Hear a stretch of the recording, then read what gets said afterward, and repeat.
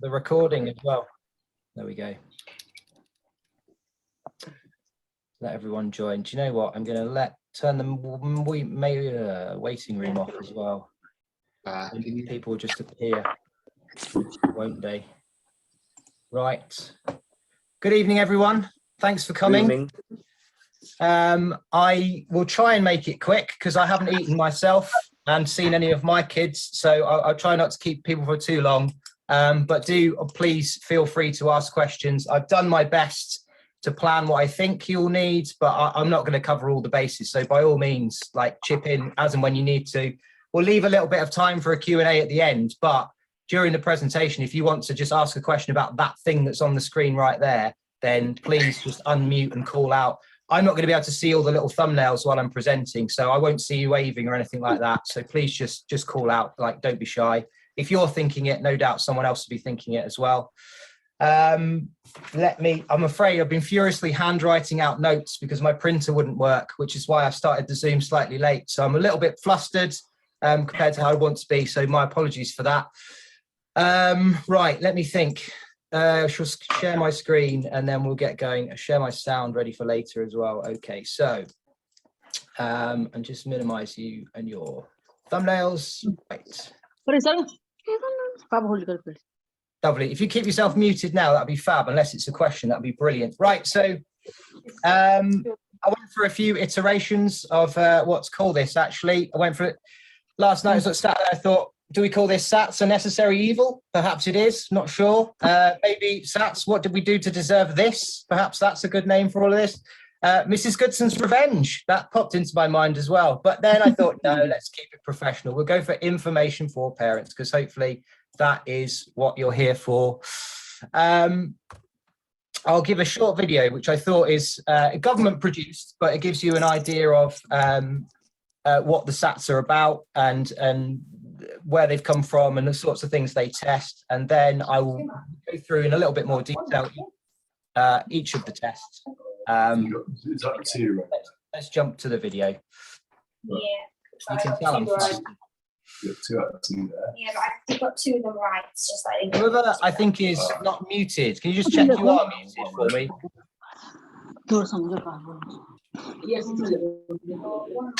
Hello. If you have a child in Year 6 at the end of Key Stage 2, they will most likely be taking National Curriculum Tests, otherwise known as SATs, later this year in May. Parents at our school often ask us for more information about the tests. We'd like to share some of those key details with you now.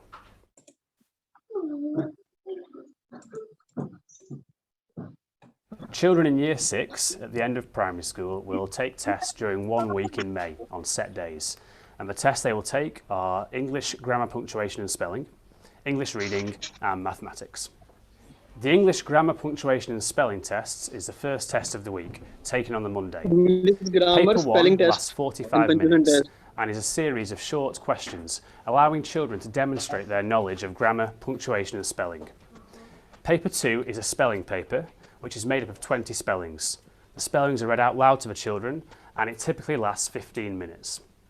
The English reading test takes place on Tuesday. It's one paper consisting of a range of texts, typically including fiction, non-fiction and sometimes poetry. The children have 1 hour to read through those texts and answer a series of questions on them.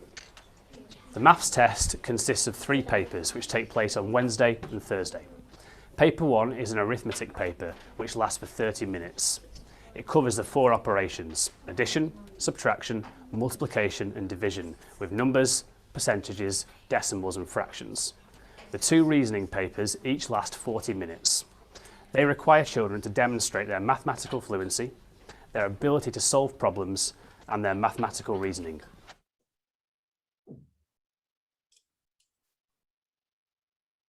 Children with additional needs might need specific arrangements, like additional time, a reader or a scribe, so that they can take part in and access the tests.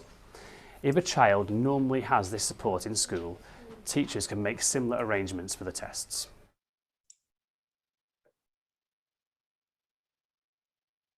After the tests, papers are sent away to be marked externally. The results are sent to schools in July and are reported as scaled scores. The way it works is pupils get a raw score, which is literally the number of marks they attain on the test paper. That's then converted to a scaled score. A scaled score of 100 will always represent the expected standard on the tests. Your child's class teacher will consider the work they've completed across the key stage and form teacher assessment judgments in English writing and science. These will show the standard at which your child is working at the end of primary school. The tests and teacher assessments are tools to help measure pupil progress and attainment. They're also used by the government to measure schools' performance.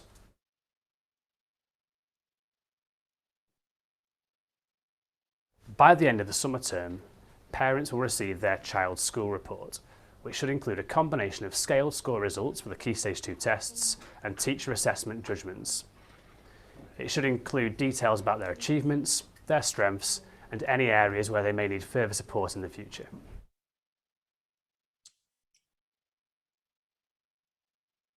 Teachers will make sure the pupils in their class are prepared for the tests.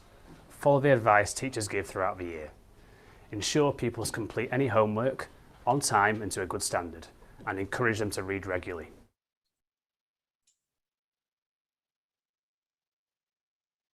If you want any further information about the Key Stage 2 assessments or have any questions, you should always begin by speaking to your child's class teacher. You can find further information online at www.gov.uk/STA. I think that's it. Right. So this is really for the Year 6 teachers, children, the parents of Year 6 children, sorry. You received a pack of the SATs papers that they just sat during assessment week. This is the first time the children have sat in front of these tests. So it goes without saying that the scores are going to be lower than they are going to be in May. So if you had a little bit of a shock when you looked at them today, you bear in mind that they haven't been taught the entire curriculum yet. We need to give them the tests early and kind of drip feed experience so they get used to them, to be fair to them, but we haven't taught them all the content yet. So there are going to be things that they are wobbly with, and they're not reflective of where they will be in May. But to help you put, if you are a Year 6 parent, to help you put the marks into context, there are the scaled scores for the 2017. So in reading, you had to get a raw mark of 25 overall to be considered reading at the expected standards. That's one paper. In mathematics, across the 3 papers, you needed a raw mark of 57, and that would equate to a scaled score of 100, the expected standard. Likewise, in spelling, punctuation, and grammar, which is 2 papers, a spelling test of 20 spellings, and then a separate SPAG paper. You'll find that in the envelope. Again, 36 marks. So that gives you an idea maybe of something to aim for. Really, each child is an individual, but that gives you an idea of where the expected standard is. Scaled scores go all the way up to about 120, and they start at about 80, I think, in Key Stage 2. Someone here said in the form that I asked for questions in, there are only 2 in there. One of the questions I don't think I can answer. I'll come back to that in a minute. But the first one, how much influence do the SATs have on my child's setting at high school? Will it be based entirely on SATs performance, or will they take other primary school evidence into consideration? Yes, I think they will take other evidence into consideration, but it really depends on the high school. They're all going to do slightly different things. Some of them will reassess the children straight away against their own benchmarks, and others, I think Sale High last year really took the SATs into account, but then that was slightly different to the norm for them because of COVID and things like that. So we're in a little bit of a flux, but they do matter. They essentially, there's no hiding from it. It's a test of reading. They all should be able to do it. They will be taken into account because they're externally marked. So it's quite a rigorous assessment. No one can really cook the books, but there is an opportunity for teachers to say, this score is not reflective of this child. They've had a wobble on the day. They've not coped with the test situation very well. And that, I'm sure that would be taken into account by the secondary school when they were setting.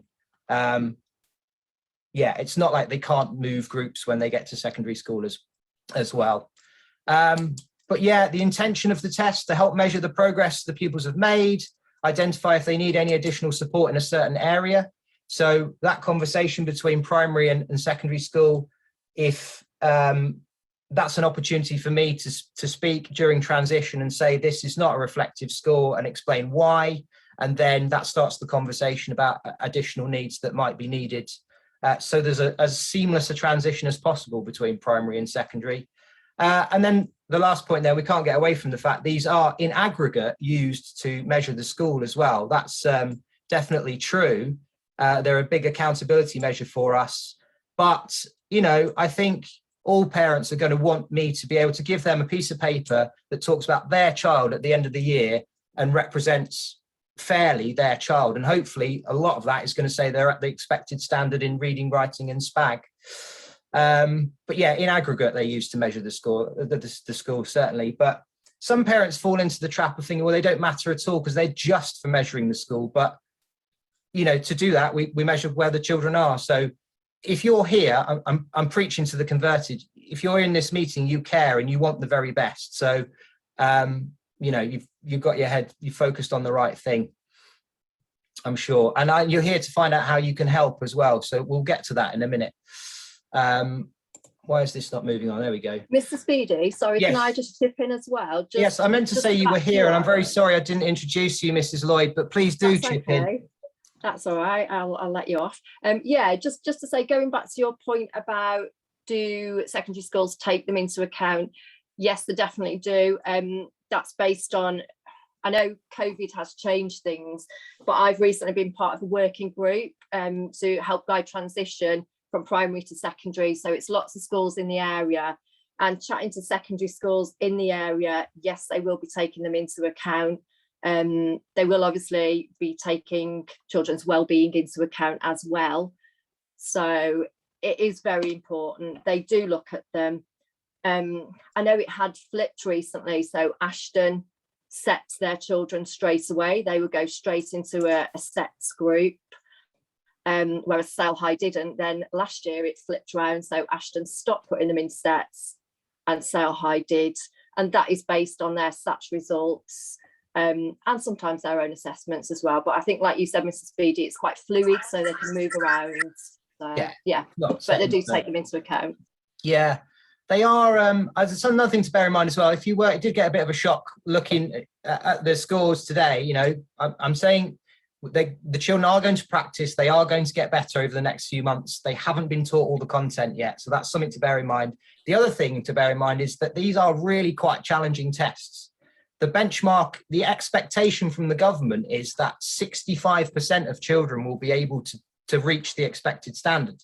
Therefore, they're allowing for 35% of every class in the country to not be at what they call the expected standard. So it's set pretty high. They are more rigorous these days than they have been, than they were sort of 5 or 6 years ago. When the curriculum changed in 2014, they became a little bit more rigorous. In 2016, they became a little bit more rigorous again. So they keep upping the ante a little bit, and our children have to you know, are being challenged to meet that.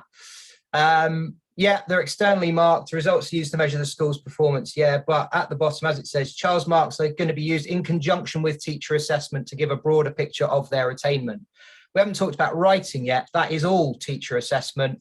And rather than in the old days, there used to be a writing test on a day during SATs week, but now they build up a portfolio of evidence, all the pieces of writing they do across the year. I'm picking bits of evidence from them to prove that they can do all these things. And by the end, I build up a picture of where they are expected standard or above or working towards, which is much fairer than it used to be, I think. Right. So the reading test is a single paper with questions based on 3 passages of text. I'm going to send, I'm sorry I haven't done it in advance, but the actual reading booklet, this is for Year 6 parents, that goes with the test answer booklet that you've got at home. So you can see the 3 texts. That gives you an idea of how much that they're expected to read in the first, say, 15 minutes before they get to the questions. So their reading fluency has to be really good. And that's why we've always said you need to be practicing reading so much just to be able to get through the couple of thousand words of reading that you need to do before you even start reading the questions.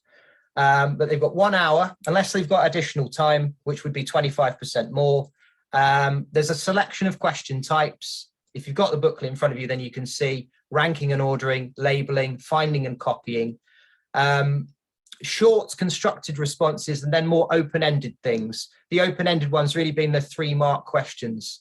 So we will be talking to them a lot over the year, modeling answers for them a lot for all of those different question types, but particularly those open-ended ones where they have to find their points and give their evidence and then elaborate on them. Mrs. Lloyd, do you want to say any more about reading? I don't think so. Just it is very hard, and as an adult, I think, like you said, Mrs. Speedy, I think it's generally got harder and harder. Some of the inference questions are really tricky. Yeah, very hard, those 3-mark questions to get. Got some tips at the end for things you can do though to support that. We obviously have a cycle of across the 5 days of a week, and where we're teaching reading skills. We will obviously be continuing to do that, but there are things you can do at home as well. But regular reading, there's no silver bullet really. It's just doing that little and often. SPAG or GAPS, the grammar, punctuation and spelling test, 2 parts, a grammar paper, 45 minutes long, and then a spelling test, as you can imagine, teacher saying the spelling word and then putting it in a sentence so they've got the context, and then them writing it down accurately. There is a bank of year 5 and 6 words that are dictated by the government, and that's what that test is based on. Those have been drip fed through. I'm sure Mr. Owen is doing it already in year 5. I was in year 5, and I'm continued that into year 6. So they should have been exposed to all of them and had an opportunity to learn all of them by the time we get to May. The SPAG paper, selected responses. So it might be drawing lines to match things up, writing the word in the box to complete the sentence, that kind of thing. Again, we practice it in school, but there are books available in Waterstones, Smiths and things like that if you wanted to buy them. I like to use the CGP ones in school, and year 6 parents will be familiar with that for the maths homework as well. If you can avoid buying those workbooks, because I'd like to use them, but Collins do another set of similar things. So very similar questions, same SATS format. That might be a good thing to buy if you wanted to do a little bit of extra practice. CGP make the workbooks that explain the maths. That's a really good thing to buy. You'll have a page on square numbers and cube numbers and how to multiply, and that would be a really good resource to buy for it. And they're quite cheap as well, so that'd be well worth the money. But that wouldn't be treading on my toes. But the workbooks that they actually fill in and use as sort of practice papers, I'd like to use the CGP ones in school, please. Maths, three papers, arithmetic, 30 minutes. I'll show you the results of those in a minute, actually, for this year, anonymized. Paper 2 and 3, you might notice the results relatively lower for those. They are pretty tricky, those papers, so we've got work to do on that. But they're multiple choice, true or false, and then less constrained questions where they have to explain their reasoning. So the expectation to explain the reasoning is built into every maths lesson. Again, it's something we drip feed.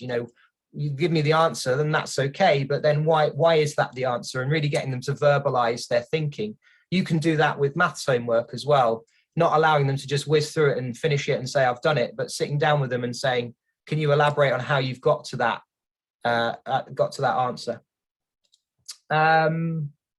I've mentioned this already, the scaled scores, but you can have a look back through the recording of this if you want and read that in more detail. But 80 being the lowest, 120 the highest. The number of raw marks to get a scaled score of 100 moves around a little bit every year because they take into account the results nationally. So I've given you the ones for the 2017 paper because they apply to what you're looking at if you're a year 6 parent. I'm sorry, year 5 parents. The SATS week will look like this. Monday, we'll do the grammar, punctuation and spelling with a break in between. Tuesday of SATS week will be reading. Wednesday, we do 2 of the maths papers and a third one on the Thursday. And then we will have some sort of party and celebration on the Friday, I'm sure. Each day, we might ask you to come in, the children to come in a little bit early to make sure they're here on time.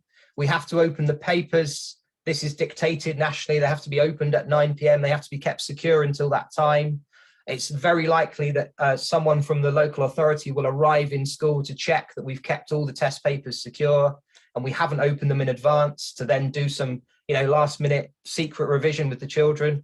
We'll give them some breakfast. We'll do some last minute revision with them before we've opened the papers, just to get everyone's nerves settled down, remind them they can do things like multiply and divide by 10 and 100 and all that kind of thing. Fast work, just like we would do in a maths lesson, to like warm their brains up a little bit, give them the test, then relax, then have lunch at the normal time. And then Monday afternoon, we'll do some revision for the next day. So a little bit of cramming, you might say, but it works for some people. It just keeps it sharp and like brings it back. What if we've got slow readers or specific needs? Well, that's what we're going to deal with in school. We're going to take care of that.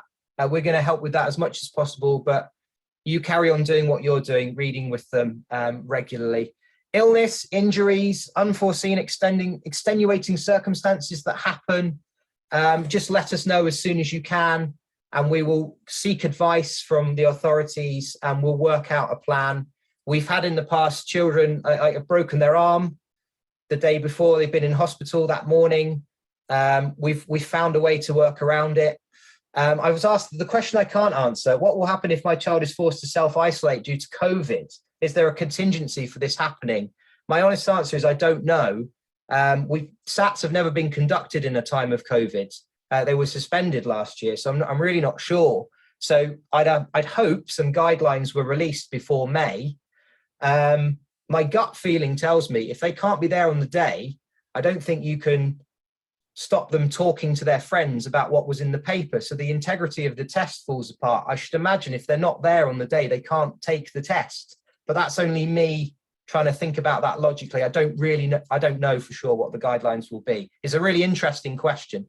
As soon as I know, I'd share it with you, but I'm just not sure on that one, I'm afraid. But yeah, good question. Carry on. Oh yes, leave it to us. We will do what we can with all of that. And then tell us as soon as possible. There might be something we can do, yeah. Reading tests, we've talked about that. So just carry on. Fluency, yeah, I'm going to skip through all of this to get to the what can I do bit, because I think that's what people want. Right, make sure your child is reading lots. Seems obvious, but are they? When I speak to year 6, they're quite honest with me, and I say, do you reading with your mum and dad at home? And a lot of them say, no, not really, or it's been ages since I did. It'd be real if that is, what's happening in your house. It'd be really worth trying really hard to make sure you are reading to them a lot. Make sure they are reading at least 30 minutes 3 times a week, and not always the same things, because they're exposed to different types of text in the reading test as well. It's not all fiction, it's non-fiction, poetry even as well. Again, we'll do what we can. We'll expose them to everything while we're in school and drip feed it. You're looking for texts that are appropriately challenging. We try and help as much as possible, listening to them read as often as possible in school, talking to them about their choices that they get down from the shelf. But you're looking for about 1 in 10 words being wrong as a sort of acceptable amount of challenge. If they're getting more words than that wrong, then more likely to not really comprehend the text. So you can use some of your professional judgment about that. But yeah, that one at the top, being a role model and showing them that you're a reader is really helpful. But ideally, they'd read every day if you can get into that habit. But I know in the Speedy household, I mean, my son's in year 3, I know we fall short of that. It's so difficult when, as a working parent, to find the time. I do understand that it's a challenge, but what is going to make the difference in a reading test in May? It's going to be plenty of practice reading. So, it might be obvious, but yeah, just try your best. I can't see anyone's face at the moment. They might all be like glaring at me about that, because you're already trying your best. And read aloud to them. Explain words and understanding as you read. This is what I do as a teacher. We have book talk I'll get to an interesting point in the text and I will stop and talk about what my understanding is of how the character's feeling at that moment. You could do the same when you are reading to them. I think you should still be, even though they're in year 6, you know, and it's just a lovely thing to do if you can find the time. It's part of bedtime routine, hopefully. Have them read to you, which you can be cooking, I think, as well, and doing other things. Well, you can multitask a little bit with that one, and perhaps even take it in turns to read. If you've never thought of doing that, reading a paragraph or a page and taking it in turns like that. Yeah, it helps to reinforce when a sentence ends. If you could read one sentence at a time, and if if that would help your child with their grammatical structure of sentences as well, because you notice that's an issue, then that could be a good idea. Ask your child questions about what they read, fact finding. Who did she find in the car? There's an example of a fact finding question. Make sure that you make them point to the answer. They don't just get away with a sort of casual answer for you. Make sure you're asking them to point it out. Don't let them make up answers. Don't let them work from memory. Get them going back to the text, because this is what the test is going to be like, going back to the booklet and finding the information, because they're not going to be able to remember it in an hour's test situation. And for those that are more able or higher attainers, make it harder. Change the phrase of the question that you ask them if you can. This is quite difficult on your feet, but go for it. Try your best. Understanding characters. Why was he sad? Where is he going? Why? Again, have them point to it in the text and give you a because in their answer. That is brilliant practicing of inference skills. And their reading test is heavily weighted on retrieval of facts and inferring meaning as well. There are some questions on summarizing and explaining vocabulary, but they're generally less marks available like that. So if the bulk of the marks are in inferring meaning. Predicting what will happen next in the text and why, make sure they back up their opinion and they explain it to you clearly. And if they don't, try and make them do that.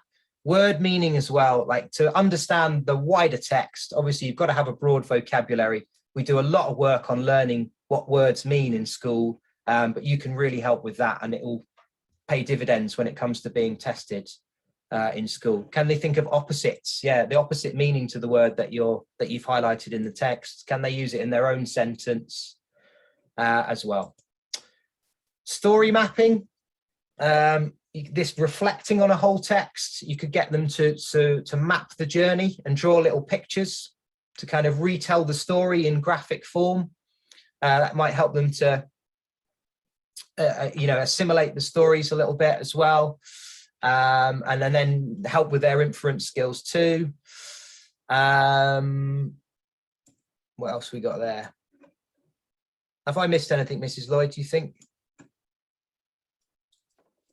I really don't think so. I think you've covered quite a lot there. No, I just think it is so important with the reading, like you said, just exposing them to more and more vocabulary, because it naturally brings up those discussions, doesn't it, about the meanings of words. And sometimes as adults, we're still learning at the same time. There are new words every day that we learn, and just building that fluency, that reading speed.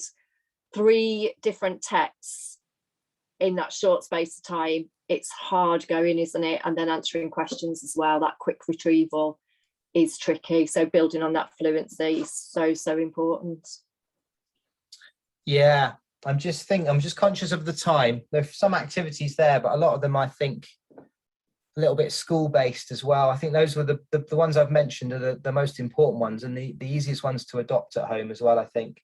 In terms of maths, times tables, facts, and simple, like really rapid recall of things that seem quite simple, like your number bonds to 10, because they can extrapolate from there and use them as bonds to 100 and 1,000. They're often stumbling points when you get to your longer multiplication, your longer addition, longer subtraction. They need to be really quick with those basic facts. So that's something that parents can help out with really, really well. What else could I say? We are producing end of unit mind maps as we get to the end of place value, and then we just come to the end of, in year 6, addition, subtraction, multiplication and division. I'm mind mapping the key concepts. They're going to be stuck in their maths books. but so the children have got them to refer to when we're doing revision and things like that. But photocopies of them will come home, so you can have a look at those. Just keep going with anything like TTRS to practice those times tables, facts. Keep up with the homework. It's so important. In year 6, the maths, all the homework is a consolidation of the work that we've done in school. The pages in those CGP books are the work that we've done in class. So it's just coming back to it, helping it stick in the long-term memory if at all possible. Again, you know, ask them to explain their reasoning with the questions. How did they get to the answer? What else? Oh, I can't think. It's because I didn't have my notes printed. I think I've talked for a long time. I'm going to turn my presentation off and be guided a little bit more by everyone that's here. What questions would anyone like to ask? I feel like I've bumbled a little bit there towards the end. Does anyone have any questions? Must be tired. Just one question. Who's that? Yeah, I am from year 5 parent. I just want to understand, like, this assessment is something for year 6, right? That's correct, yeah. It was Mr. Owens, it's a sound like I'm blaming him. Mr. Owens suggested that I am blaming him actually, I invite year 5 parents so that you've got, you know, forewarned is forearmed. Yes, it's a year and however many months away, 5 months away, but you can have more impact in a positive way on these assessments that your child is going to sit in a year and a bit if you start doing those things that I've mentioned already. But Yeah. yes, no year 5 child has to sit these assessments. They have to, there's a data capture about 3 times a year. Year 5 have just gone through assessment week, just like everybody else in the school. They use what's called NTS assessments. They are really similar, but they're not quite the same. And the scores are more friendly. The standardized scores take their age into account as well. Whereas these ones at the end of year 6, it's just against the national standard. If you're younger in the year, it's just not taken into account. It's a little bit more brutal. But yes, in fairness, SATs are just for year 6 children, yeah. No, I mean, this was an informative session, obviously, no question on that. Was just trying to understand that, are we from a parent aspect, obviously, we will be grooming up a child. But from a school perspective, is that something in year 5 kids are getting practiced on, or it's just in year 6 they'll be getting that practice? Yeah, do you know what? You've just reminded me of something I wanted to stress. No, they're not going to be doing this in year 5. No, we're quite adamant as a school. You can find some schools that will turn into a bit of a SATs farm by year 6. And it all becomes about the test because it means so much to the school, or, you know, perhaps their data doesn't look so good over the last few years and the pressure is really on them. We don't like that. It's not fair. You know, school is not about testing.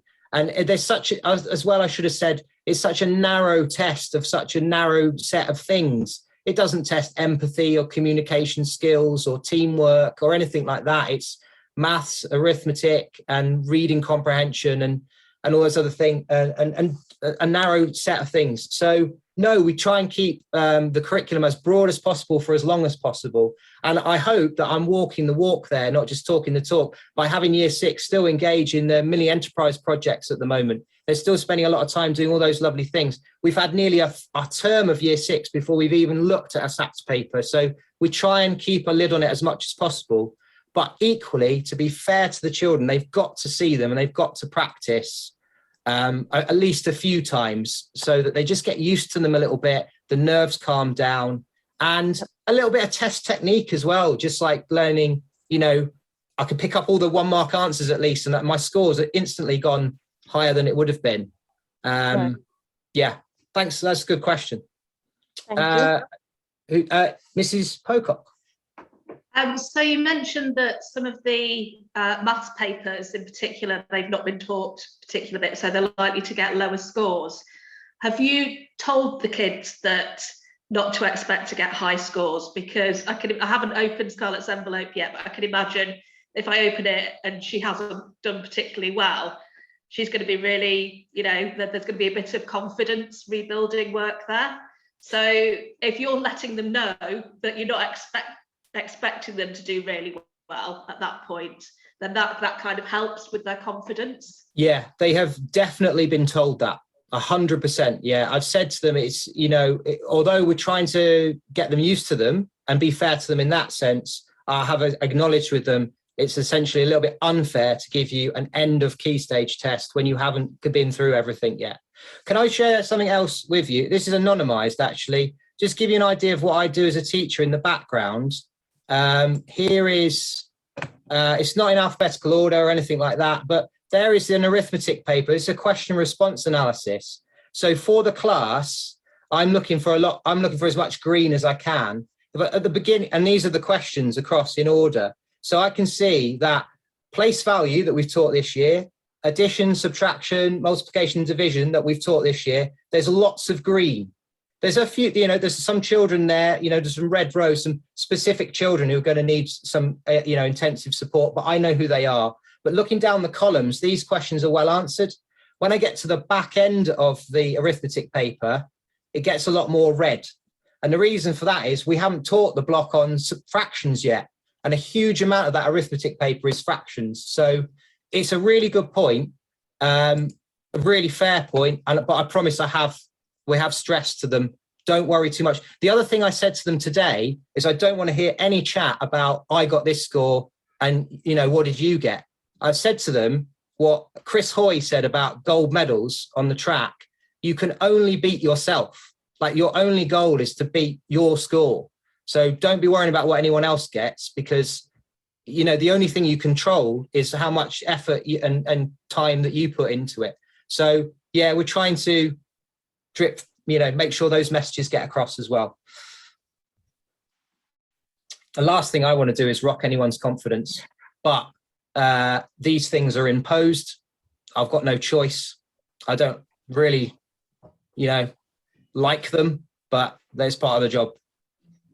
Saying that, actually, Mrs. Pocock, your child, we obviously opened the one paper. I think it was one of the reasoning papers, and there were questions. We did say, yeah, you haven't done ratio, they hadn't done percentages. So you're going to find that tricky. So your child put her hand up and said, oh, this is the one we haven't done. And I said, yeah, but I think you can have a go. We read the question. She got it right, but we hadn't covered it, but she worked it out. So, yeah, I think it's encouraging that growth mindset as well, that, yes, we will teach it. We will do lots of learning. We obviously need them to do the homework to consolidate all of that, but we will get them there. And yeah, they are more than capable, a lot of them, and a lot of the year 5 children, hopefully, even though that we're not focusing on stats in year 5, there's still those building blocks are there already. Those basic 4 operations are being built, being put into place, so that they're confident when they're going to do the stats in year 6. With year 5, you've got a very experienced former, just recently year 6 teacher, who will already, he's going to have half a mind on what's coming the next year, even though he won't be, taking them through it, but he'll be getting them ready for it and working on the fluency and things like that. And he's obviously English lead as well, so he's all about the reading. So he's going to be on at you to make sure you're practicing reading often. Any other questions from anyone, or do people want to go and have dinner? That wasn't a hint. All right, then. I expect that won't be the end of the questions. I'm sure people will reflect afterwards and think, oh, I wish I'd asked that, or actually, what about this? You might have more specific questions about your child. And obviously, yeah, I understand this isn't the forum for that. It's too public, but that's fine. Please do come forwards. There are, for some children, alternative access arrangements, extra time and things like that, for if they've got specific learning difficulties or needs. We just come, and if you're not sure, just ask and I can talk you through it. We have to, for some, like if you've got an education and healthcare plan, the extra time is guaranteed. For others, they'll have to apply for it. But we're building up as much evidence as we can that extra time is normal practice for as many children as we can, to give them the fairest opportunity. And there's also scribes available for if handwriting is a challenge for your child, that might be something that someone actually writes the answer for them. And there are readers available for everything other than the maths test. No, the reading test. Obviously, that one they have to do that by themselves. There we go. If you don't mind, we'll stop there unless there are any other final questions based on that. Thank you very much for coming. Yeah, see you on the school gate. Live a really strangely quiet ending. Good night, everybody. Thank you. Bye. Thank you. See ya. Thanks. You are welcome.